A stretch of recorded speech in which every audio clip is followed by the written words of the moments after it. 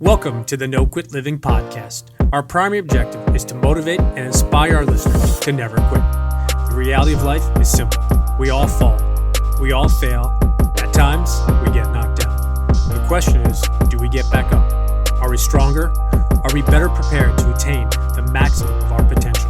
Thank you for joining our No Quit tribe. As you go for your greatness today, never quit. And remember, we rise by lifting others up.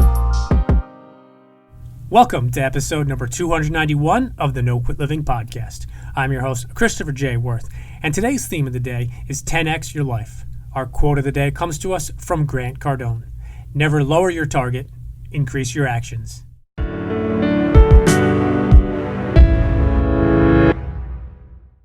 Before we jump into today's episode, don't forget to grab yourself a copy of our new book, The Positivity Tribe. You can grab it by visiting thepositivitytribe.com or anywhere else that books are sold. And if you haven't yet subscribed to our show, we ask that you please do and leave us a review and a rating, as it really helps us spread both our message and our mission to a wider audience. I think you will really enjoy hearing from today's guests. Chad Molyneux shares with us a pivotal moment in his professional career where he could have given up and given in, but he didn't.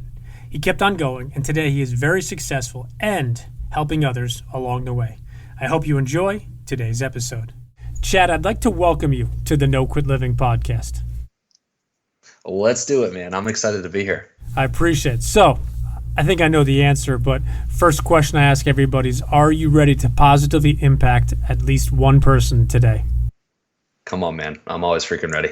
All right. So, first question I ask everybody is if you have either a no-quit story of your own or perhaps a really challenging time that tested you where you could have given up or given in, but you didn't. Woo.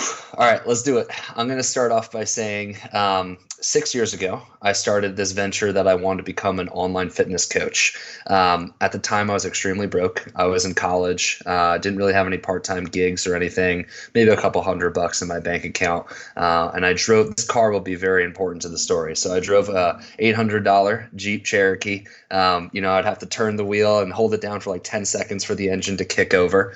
And I can remember, I'll start the story here. I can remember one day specifically, I was about a year into trying to become an online fitness coach, and I didn't hire anybody to help me. I thought I could figure it out on my own, and that was kind of me wearing my ego on my chest and saying, hey, I could figure this thing out on my own.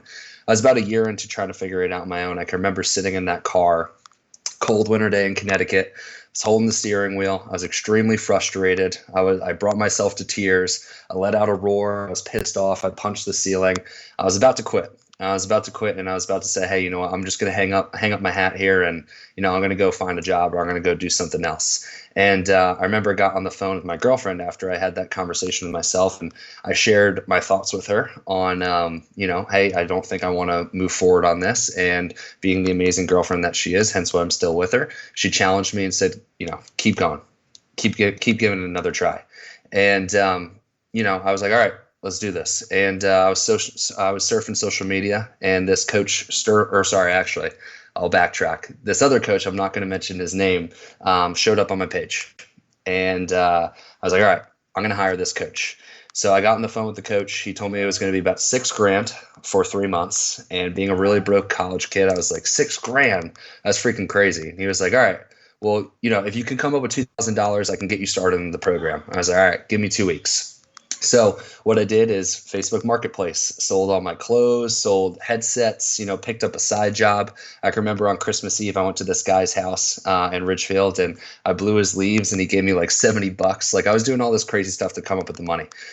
Needless to say, I came up with the $2,000. I put the $2,000 down. There was a remaining $4,000 balance, and my strategy to pay off that $4,000 was, I'm obviously going to get clients, right? I'm obviously going to get the clients and be able to pay this off.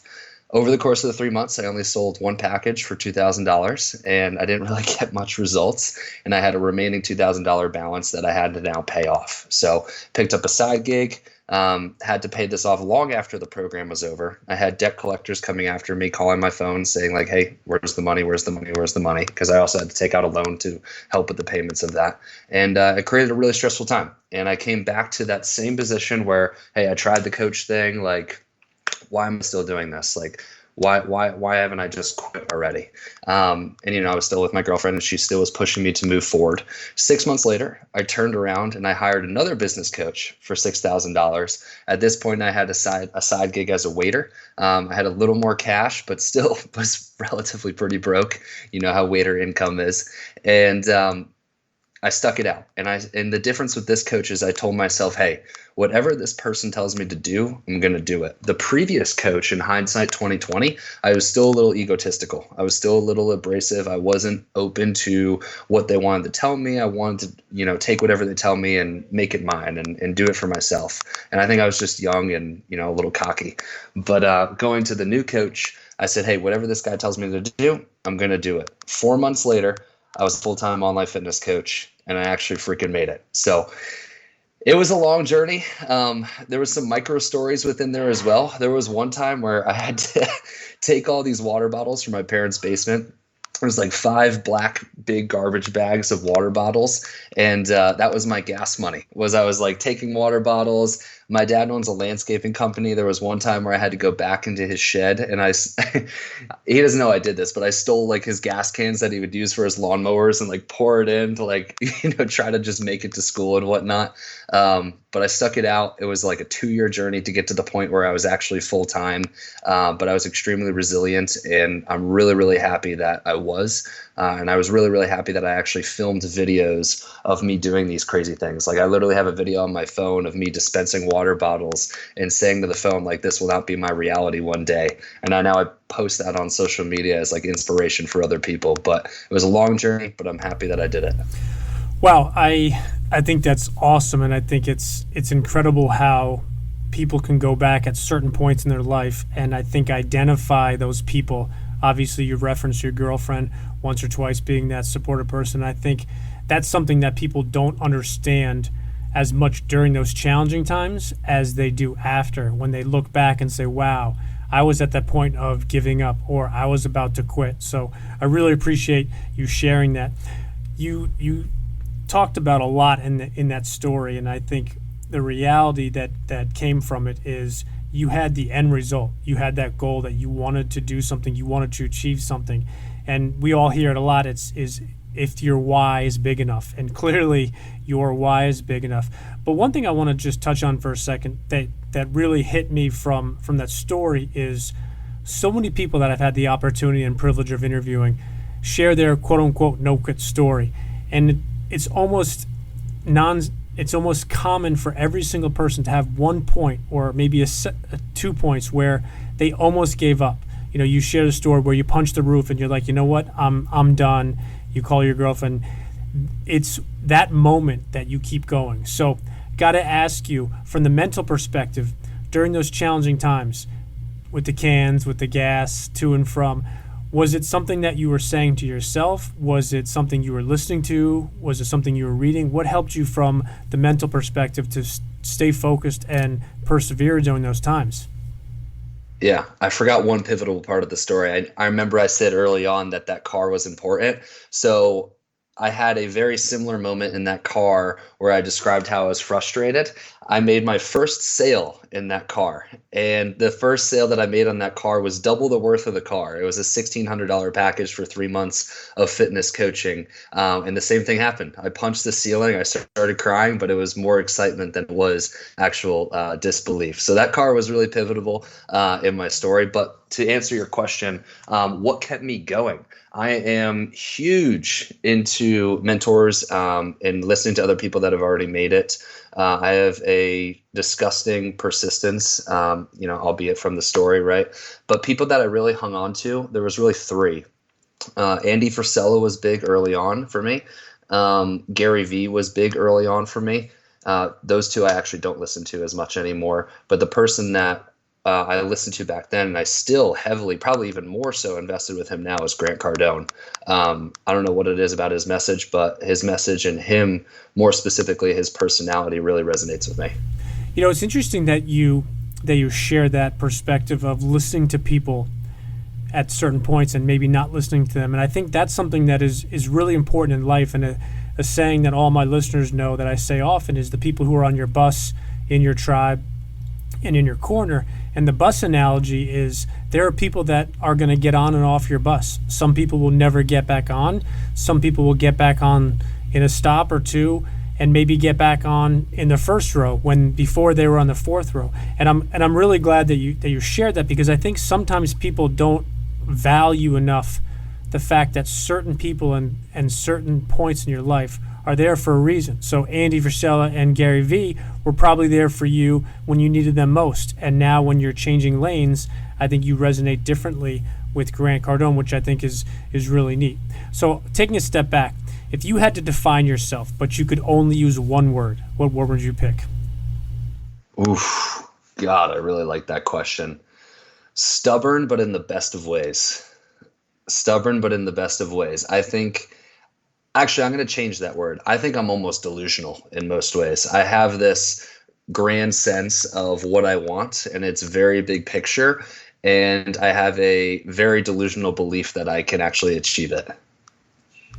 I think everybody that's achieved some level of success, and the level of success to be determined, but you have to have some of that stubbornness inside of you. You have to have some of that delusional belief, especially when you're starting a new business, because you've never done it before. And I think fear is what separates most people from taking action versus not taking action.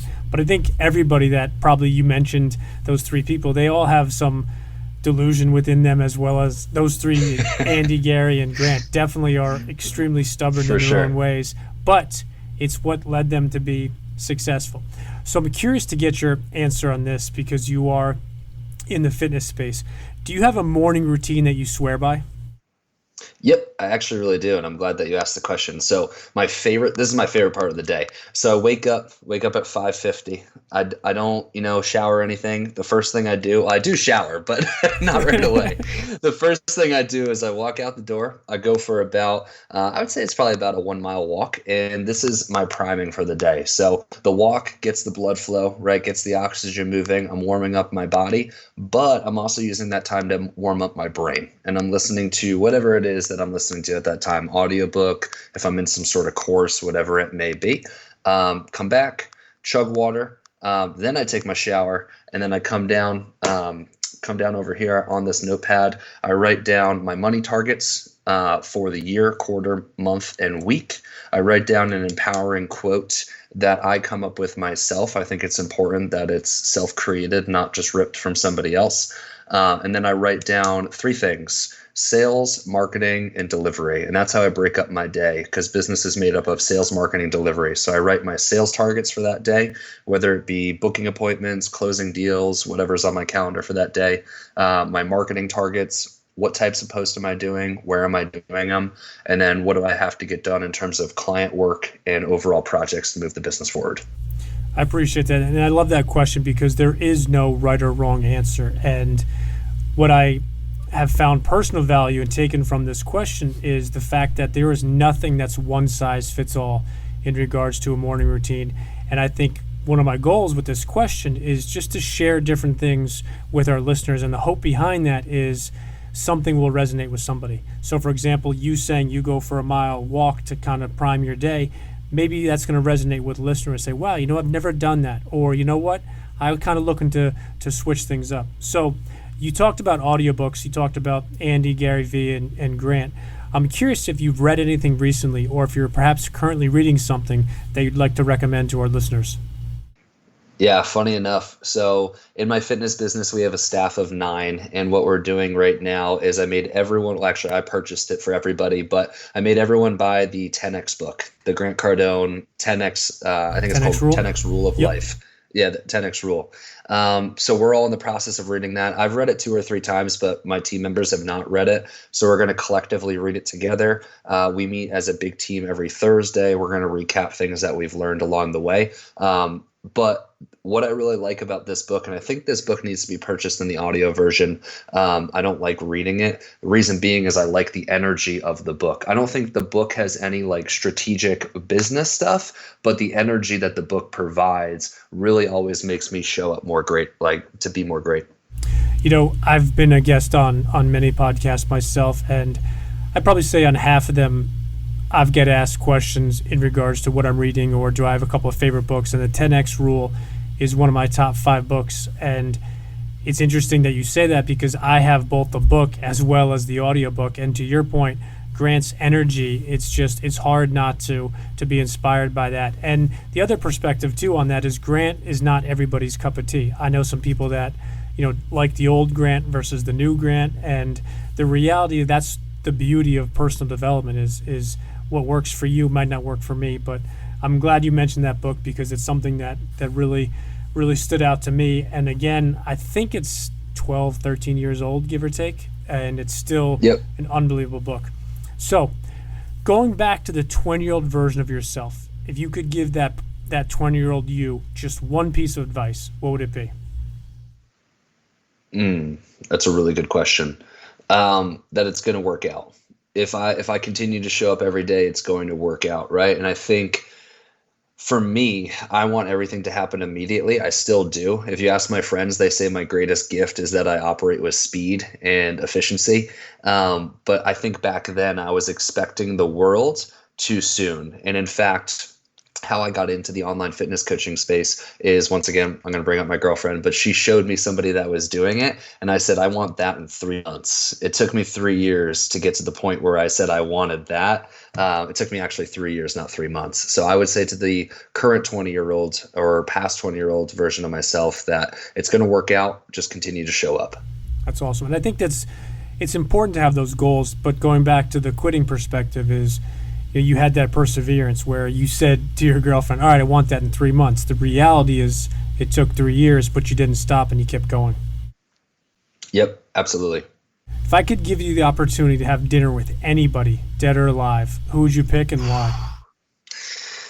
Can I give you 2 people? You're the guest. You're in charge. Yeah. Okay, cool. You'll like this. My grandpa, he's in the Candy Hall of Fame. He's passed away. He passed away when I was 15. But he's in the Candy Hall of Fame for bringing Altoids from Europe to America. He passed away when I was 15 years old. He's never seen the entrepreneur side of me at all. I would love if I can have a beer with him and talk business. That would probably be my number one. Number two would be Freddie Mercury. And ever since the Queen movie came out, I've gone deep down the rabbit hole of Freddie Mercury content. Absolutely love him. And I would love to also have a beer with him. That is awesome. Queen is one of those groups that just has lasted forever, and it's decade. But that is an interesting Freddie Mercury and your grandfather. I think that would be the three of you would be quite an interesting dinner. That would be an interesting dinner. All right. We're changing lanes here into what we call the hot seat questions. And before we went on here, you said you love to be challenged and unexpected. So hopefully a couple of these will come at. Last meal, you can pick absolutely anything. What do you pick? Nachos. Favorite smell? Favorite smell? Oh my God. Favorite smell? I don't know, man. I don't know if I have a favorite smell. I'm going to go with cookies, though. All-time favorite sport? Oh, football. All-time favorite team? American. New York Giants. Yes. Favorite movie? Favorite movie? Oh, I'm going to go with the one I just said. I love the Queen movie. That's my most recent favorite movie. Do you have a favorite author?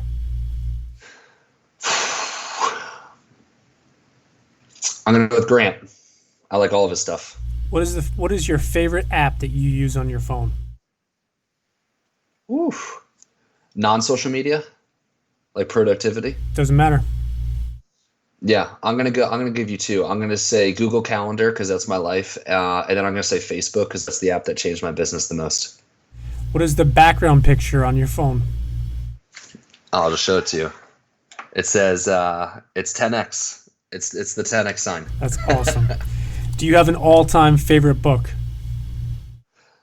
All-time favorite book. I'm gonna give you something that's not Grant Cardone because I feel like I'm just a spokesperson for him right now. I really like this book, How to Be a 3% Man by Coach Corey Wayne. It's a relationship book, but really it's a book that made me become more of a man.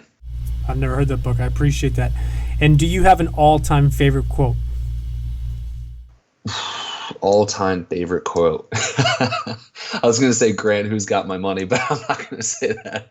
I don't know, man. I don't know if I have an all-time favorite quote, actually. I don't think I do. So my challenge to you then is, because you create your own quotes every day, I'm going to challenge you to create your own favorite one. And if and when you're on other podcasts and things like that, spit out that one. Yep, I will. So during these challenging times, I know many people use social media for different things, and obviously with an online business, clearly you do. I wanted to ask if there's one or two people that you follow on social media that really have a positive impact when you really enjoy the positive stuff that they spread. Yeah. So I'm going to give you a different perspective. I actually don't follow many people at all. I am super honed in on myself. As selfish as that may sound, I'm super honed in on what's the team doing, what am I doing to move forward, and I'm wholeheartedly believe in creating more content than you consume. So I really try actually not to consume other people's content.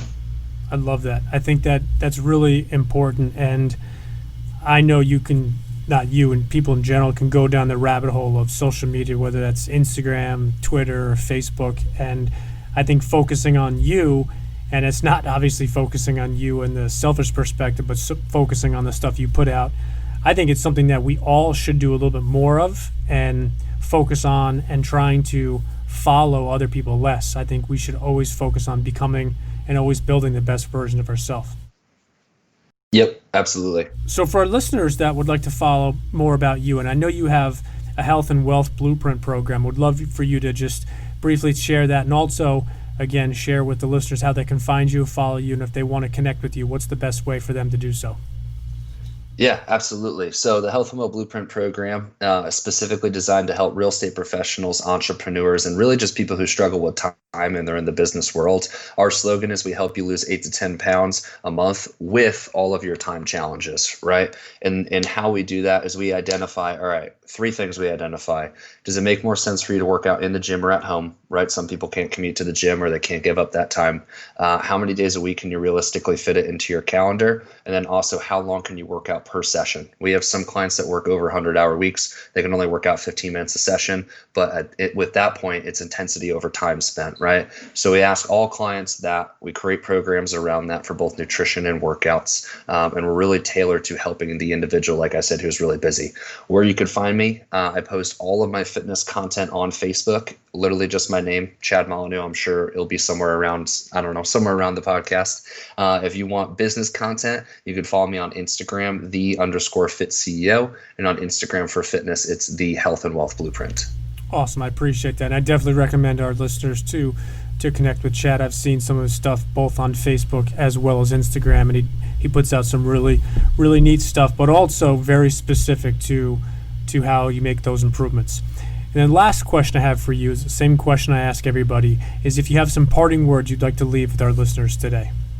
Yeah, absolutely. So I think, and once again, I'm going to bring up my boy Grant here. I think everybody does need to live by 10x. And the reason being is because, and I've learned this over my career so far, is sure, making money is great. But what I've actually realized about me making money and enjoying that is hitting the next level. And then the next level, and then the next level. It's not so much the number in the bank account or, how much I made in the month or the quarter. It's me pushing to a new quote unquote number to become a better person.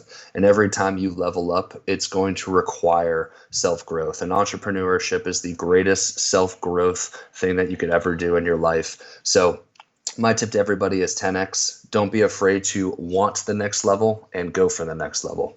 I love it. I think it's fantastic advice, and I truly appreciate you jumping on here with us today, and I hope that you and I can connect again soon. Yeah, man, this is tons of fun.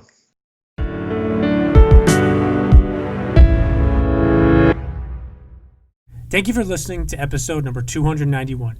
During a really challenging point in Chad's life, he called his girlfriend and he was going to quit, but she wouldn't let him. She believed in him and told him to keep going. The true power behind what we say all the time, the people that are in your corner, on your bus, and part of your tribe.